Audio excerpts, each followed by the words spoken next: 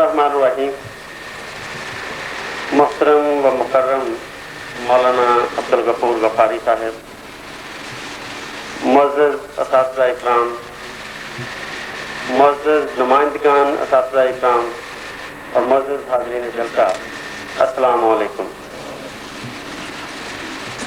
मुझसे पहले आप अहबाब के नुमाइंदों ने बहुत खुल के बातें की,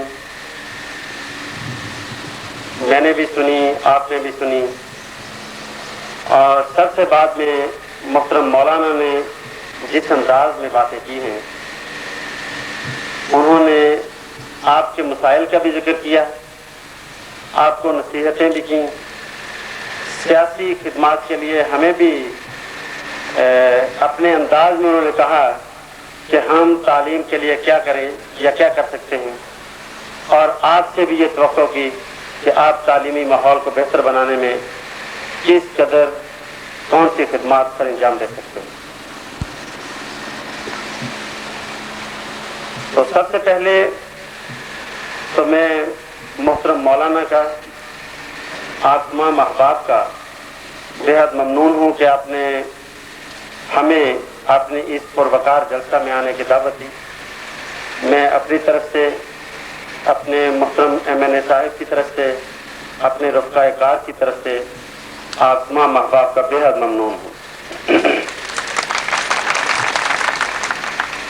यहाँ तालीमी मसाइल का जिक्र किया गया, असातिज़ा की दुश्वारियों का जिक्र किया गया, माली मजबूरियों का जिक्र किया गया, और जिस अंदाज से तहरीक चलाई गई आपके मसाइल को हल करने में उनका जिक्र किया गया।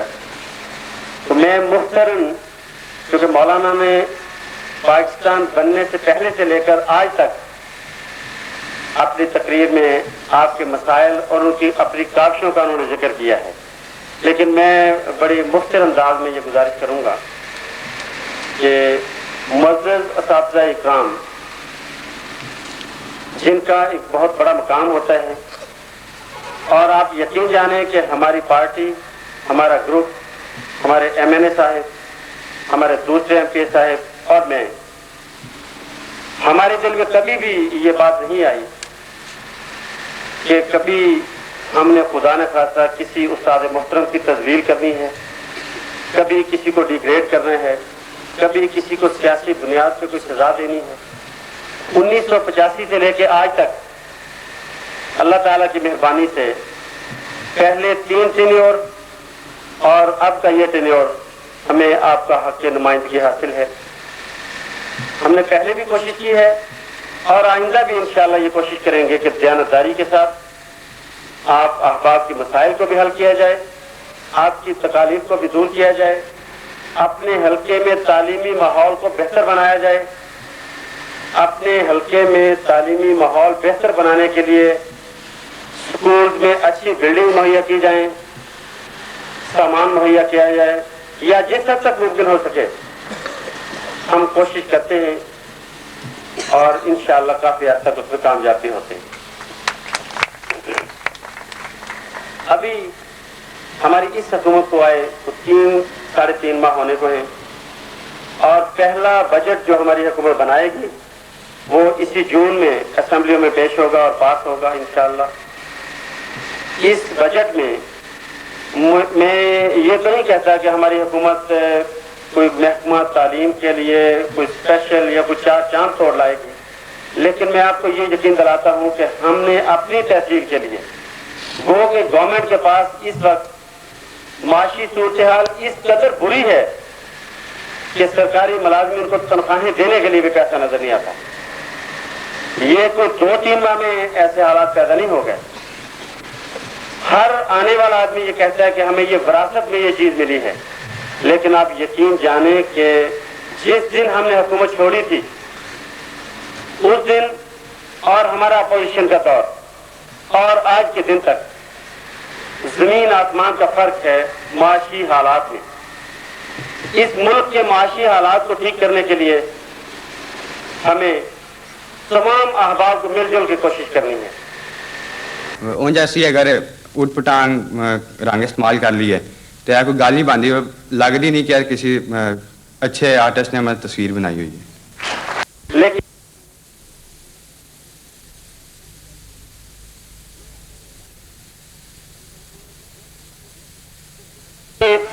محترم وزیر اعظم نے جو صرف MNA کی ایک میٹنگ تھی، اس میں انہوں نے یہ کہہ دیا تھا کہ پاکستان کے معاشی حالات اس قدر دگرگوں ہیں، اس قدر دگرگوں ہیں کہ انہیں سنبھالا دینے کے لیے سال 2 سال میں کوئی کام نہیں ہو پائے گا، 5 7 10 سال کی ضرورت ہے.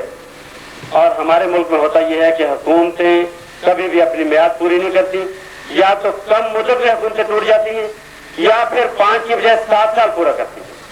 تو یہ بھی ملک کی بدقسمتی ہے کہ ملک میں اسٹیبلٹی نہیں ہے.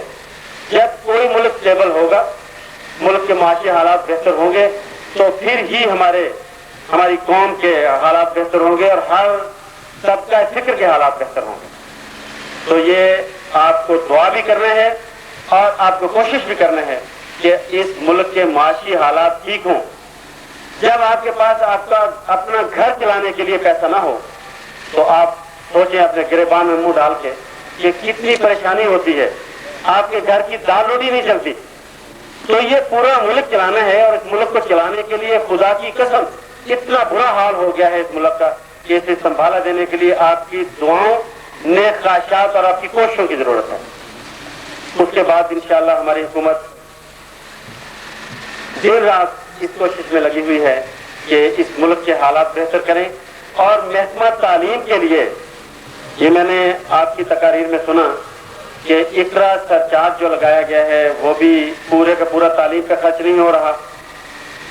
میرا اپنا خیال ہے، مجھے یہ شیورٹی نہیں ہے، یہ تسلی نہیں ہے کہ اقرا سرچارج جو ہے یہ محکمہ تعلیم پہ خرچ ہو رہا ہے.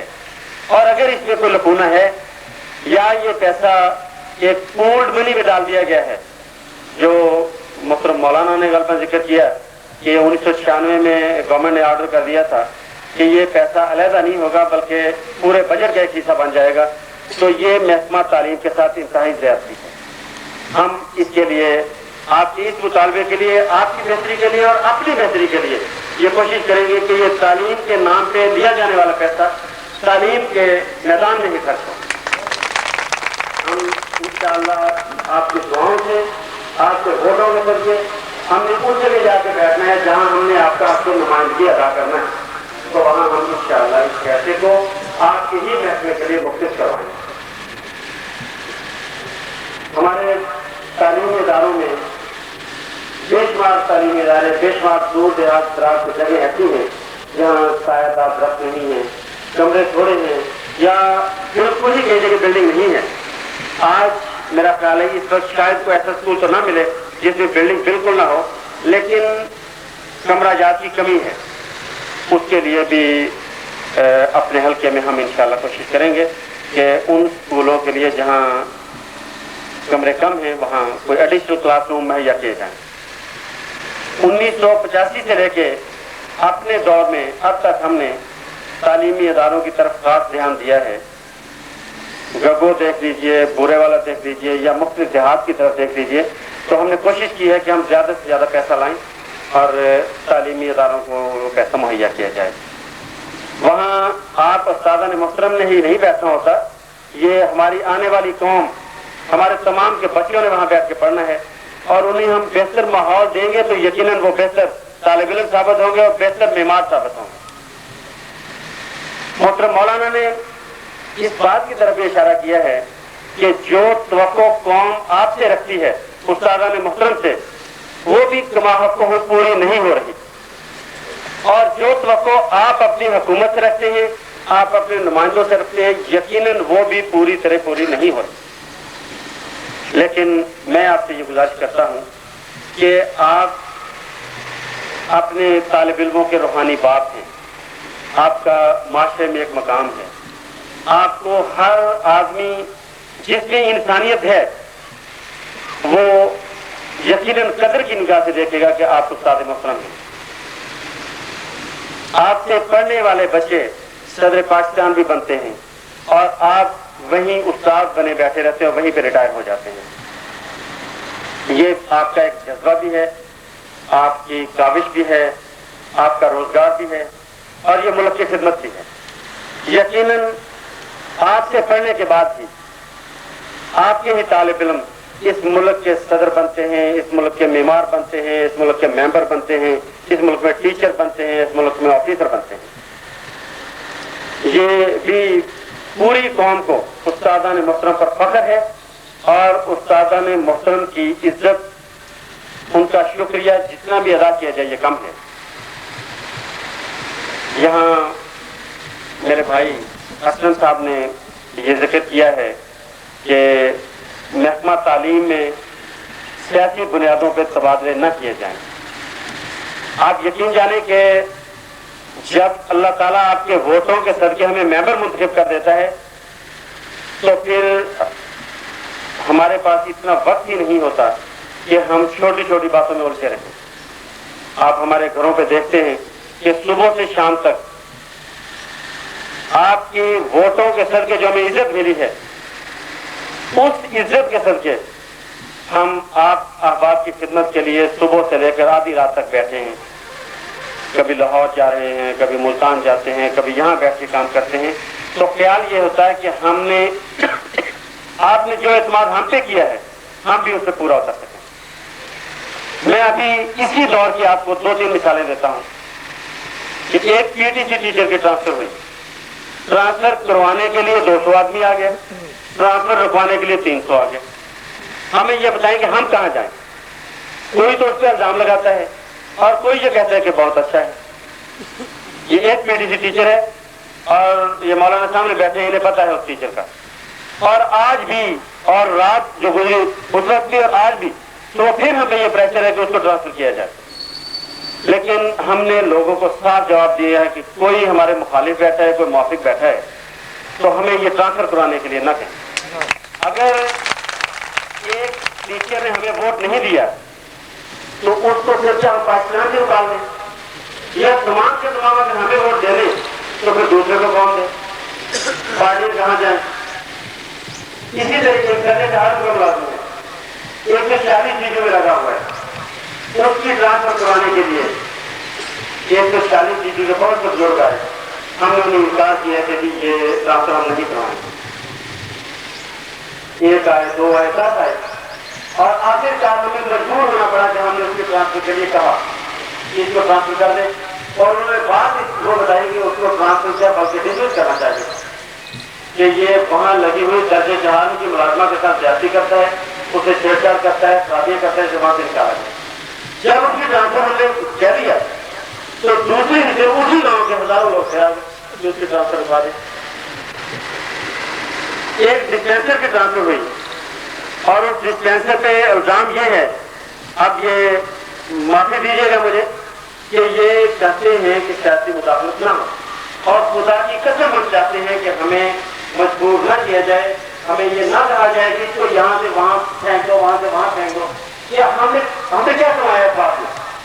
10 بندے ہم نے ناراض کر دی، ہم نے کیا کمایا سیاسی لحاظ؟ لیکن مجبوریاں اور یہ لوگوں کا رش اور آنا کہ یہ کرے، دوسرے کہتے ہیں یہ کرے، ہمارے پاس کوئی چارہ کار نہیں ہوتا، لیکن ہم لوگوں کو حق المقدور ڈسکریج کرتے ہیں کہ مطلب ہم باقی پارٹی صاحب بھی، میں بھی، ہمارے دوسرے ایسے ساتھی، کہ لوگوں کو کام کرنے دیا جائے۔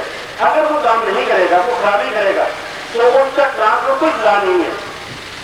اس کی انکوائری کروائیں، اسے سسپینڈ کریں، اسے اینٹی کرپشن میں دیں، اسے ایف آئی آر میں دیں، اس سے پوچھیں کہ آپ کیا کرتے ہو، کس چیز سے کروا لیتے ہو، لیکن کوئی پالیسی بن ہی نہیں سکتی۔ میں آپ سے گزارش کروں گا کہ آپ جو آپ نے مطالبہ کیا ہے، جو قرارداد کی ہے، یہ ہم اس کو پورے دل سے تسلیم کرتے ہیں، اور آپ اس کو خوش آئند کہتے ہیں کہ آپ بھی ہمارا ساتھ دیں۔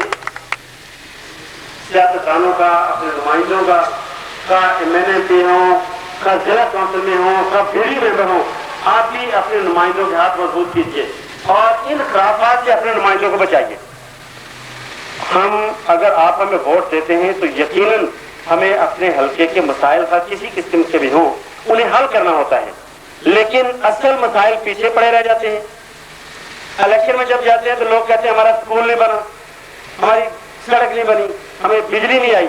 جب الیکشن ختم ہو جاتی ہے تو آپ یقین جانیں کہ 2% لوگ ایسے ہوتے ہیں جو آ کے یہ کہتے ہیں کہ ہمیں بجلی دو یا ہمیں اسکول دو. کوئی تو کہتا ہے کہ ہمارے بیٹے کو نوکری دو, کوئی کہتا ہے کہ وہ فلاں ماسٹر ہمارا مخالف